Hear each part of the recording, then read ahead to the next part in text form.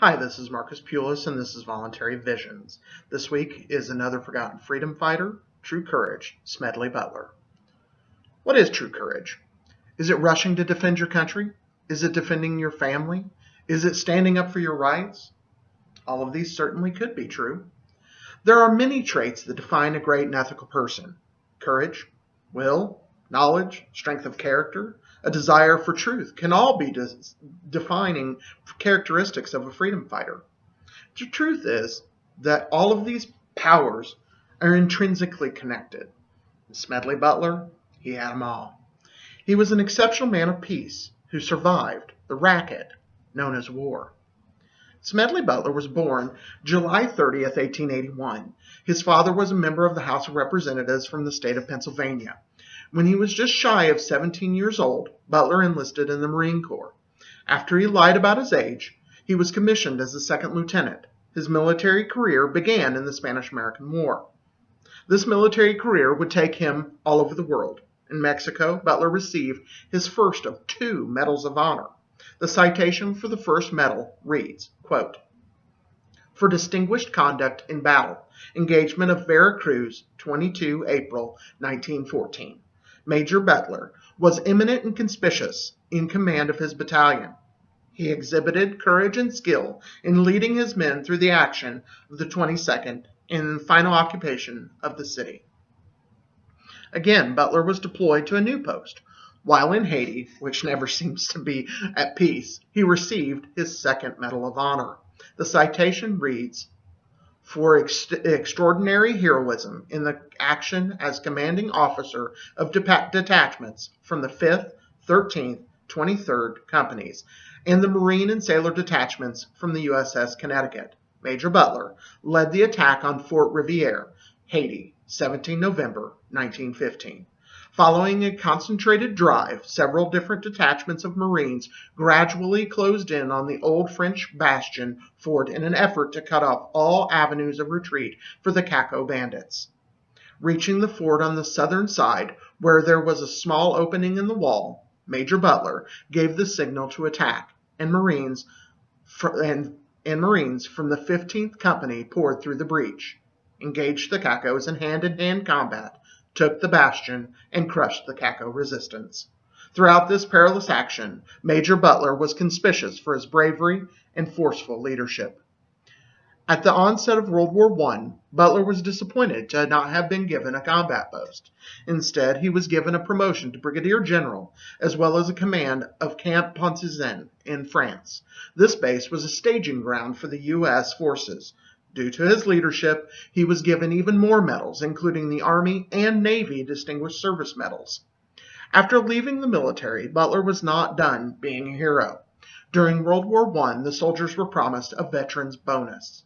The government, as usual, could not be trusted to actually help its people. The men who bled in the trenches of Europe were going hungry at home. The Great Depression had brought the economy to its knees. The state failed to care about these brave men and their families. Smedley Butler again rose with his fellow men to oppose injustice, this time at the hands of his own government. In June of 1932, around 43,000 people marched on Washington.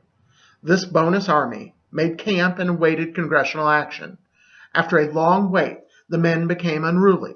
2 of the marchers were shot, which caused a riot. Men who had fought for this nation in far-off lands were killed by its police force for trying to feed their families. The motion to pay them failed.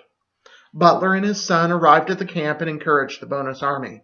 It is here that the beginnings of Butler's book, War is a Racket, would be born. During the encampment, he gave a speech about what President Eisenhower would eventually call the military-industrial complex. With this leadership, the government became afraid of what might be brewing in the ranks of these former soldiers camped just down the road. The government sent in the cavalry, literally, with gas. That's right, they gassed them, dispersed the camp, and made an enemy out of the most decorated Marine in history. Smedley Butler began to speak out against war profiteering and military adventurism. In the book, War is a Racket, Butler had this to say, quote, I spent 33 years and 4 months in active military service, and during that period I spent most of my time as a high-class muscleman for big business, for Wall Street, and the bankers. In short, I was a racketeer, a gangster for capitalism.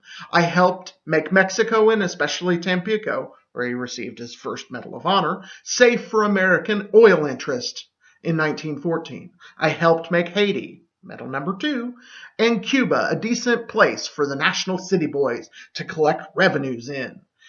I helped in the raping of half a dozen Central American republics for the benefit of Wall Street. I helped purify Nicaragua for the International Banking House of Brown Brothers in 1902 to 1912. I brought light to the Dominican Republic for American sugar interest in 1916. I helped Honduras ripe for the American fruit companies in 1903. In China, in 1927, I helped see to it that Standard Oil went on its way unmolested.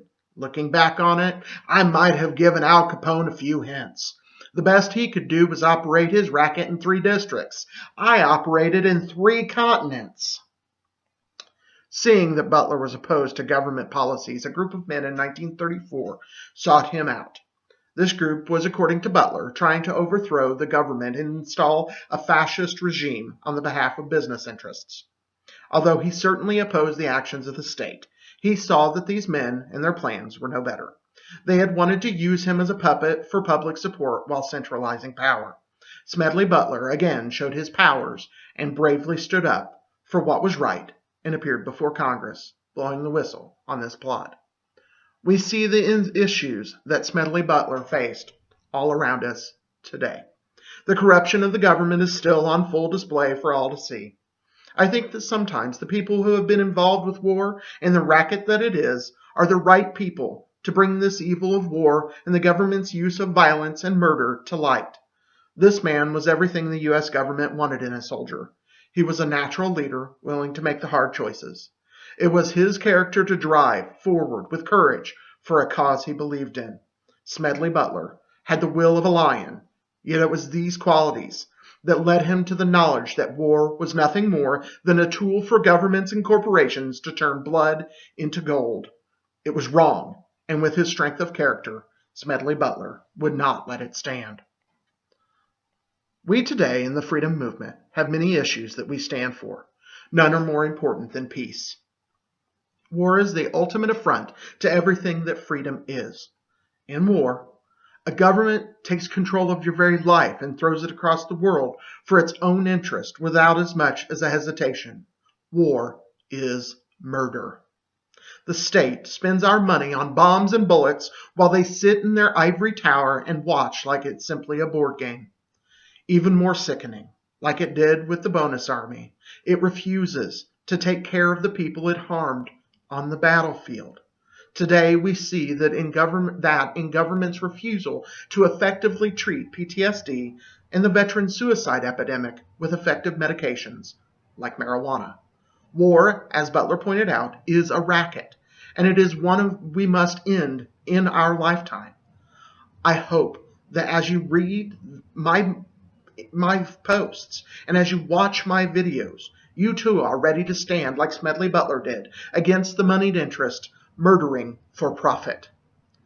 In 2020, we as Americans have the opportunity to once and for all say no to violence, coercion, theft, and murder. We have taken a stand and say without hesitation that these crimes against nature and humanity have breathed their last breath. Adam Kokesh, my friend, is running for president of the United States on the platform of a peaceful, responsible dissolution of the entire federal government. Our campaign is growing. With inspiration from people like Smedley Butler, together, we will finally free America. If you have liked this video, please like, share, and if you'd like to donate, if you're on BitChute, please hit the little green button. I like comments. If you'd like to donate in another way other than on BitChute, please comment and I will get with you about how we can do that. Thank you very much for watching. Remember, war is murder and war is a racket.